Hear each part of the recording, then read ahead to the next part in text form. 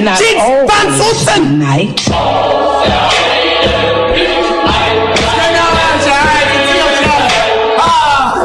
What the?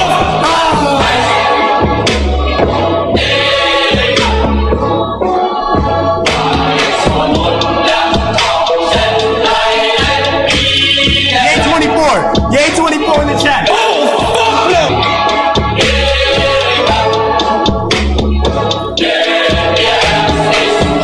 Funny, bro.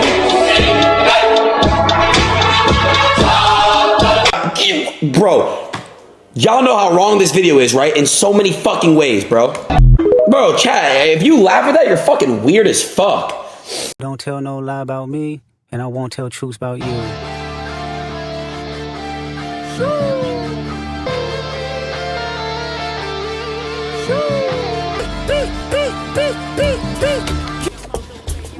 So there's a lot of morally bankrupt characters in this season, and really all of the seasons of Euphoria.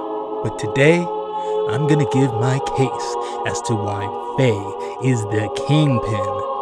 She is the empress of pure evil. So who is Faye?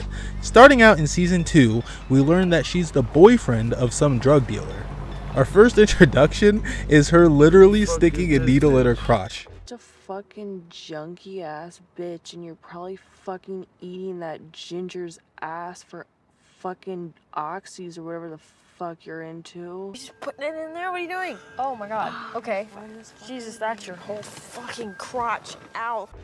Now her backstory is she murders her apartment manager by shoving her off a building. But apparently Faye had pushed the motel manager off the balcony.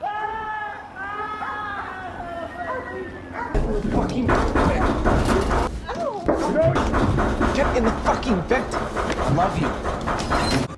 Now look, she may play that she is this aloof little girl who doesn't know anything and is totally innocent. You know, she plays that she just doesn't know whether or not she's coming or going, but that's just what she wants you to think. Underneath this fragile little facade is a heart of pure malevolent depravity and maliciousness. Alright, so my first round of evidence. She literally gets with and falls in love with one of Rue's kidnappers. Now I've seen some Faye apologists claim, oh, it's just Stockholm Syndrome, but now that's impossible. This is a deliberate act. I mean, think about it, right? Has she ever shown any interest in Rue as a friend prior to this? Now, we can maybe gather that off screen, maybe they had some connection, but I don't think so. Rue just brings her along because, she'll probably do anything. So that makes her guilty for the crime of being a bitch. Now, the second bit of evidence I'm bringing to the stand. She knowingly mixes fentanyl into her pills.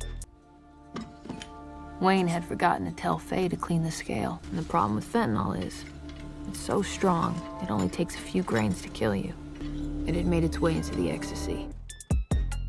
This goes back to her pretending to be all aloof and, oh, so silly, and she plays it off how most women just dodge responsibility and the whole, oh, I'm just a girl, tee-hee.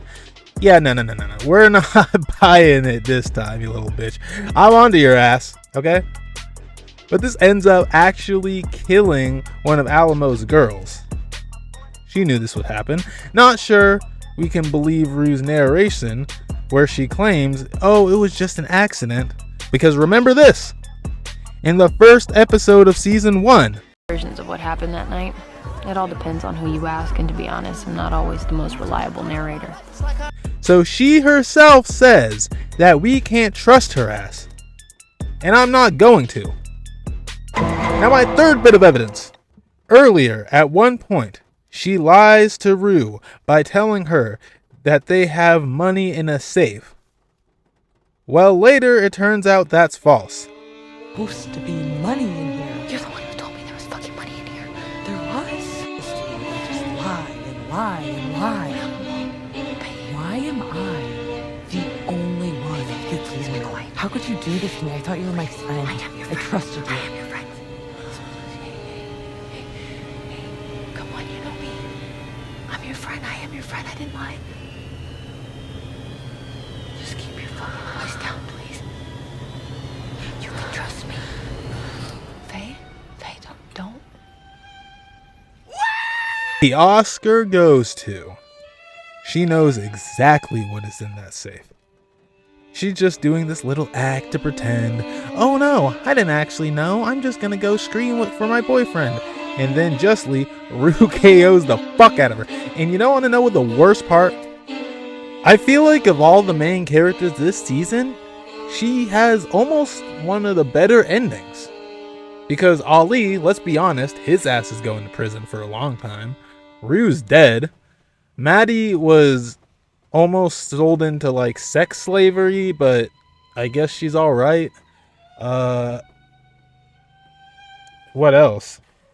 Nate, my goat Nate, he died in like one of the dumbest ways possible. One of the most say what you want about him, say what you want about his actions, but was that like, did he deserve that? I don't think so. I think Faye deserved that ending. This isn't the end of Faye's story, because guess what she does next? Guess what? She acts like an injured dog on the side of the road. Then a well-meaning family in a car pulls up to help her. And then, you know what happens? Her little boyfriend comes out with a gun, and they take them hostage and are either just outright steal the car or force them to drive somewhere at gunpoint. We're not sure. But yeah, that's the last time we see her. She gets away with it all. And you know what, man? I'm on a roll at this point. See, and here's another thing. This isn't even about Faye at this point. This is about that other bitch, Lexi. Yo, fuck Lexi this season. She was one of my favorite characters in season 1 and 2. But in this season, she's just such a pretentious little hater for no reason at all. Like, firstly, she doesn't even bother talking to Fez at all. Even Rue calls her out on this, and she's just like, oh, well, you know. I have no idea why, really. I guess, like, I don't know, the way they portray it is almost as if she, like, didn't know who he was, and it's like, oh, really? That's, like, it's not like he ever hid that he was a drug dealer. She knew exactly who and what he was, and she still fell for him, and then when shit hit the fan, when shit went down, all of a sudden she abandoned him. Really? Really? And then secondly, the whole time Cassie is winning in life, she's just undermining her and saying snarky little shit behind her back, just absolutely hating because Cassie is doing what Lexi can't. Insane. See, and then we get to this part where Lexi starts reading the Bible and says, oh, was it any good? It's kind of beautiful. oh, it's so beautiful. Oh, and it's like, really? Come on, Lexi. Girl, you're smarter than this. There's no fucking way. Like, which part? Which fucking part is beautiful? The part where God commands slavery? The part where God condones and codifies slavery? The part where, or what about this? Or what about the part where God says that women who get SA'd need to marry their rapist? Yeah, really? Is that the beautiful part? Or how about this? What about the part where God commands a group of people to slaughter and SA children? Like,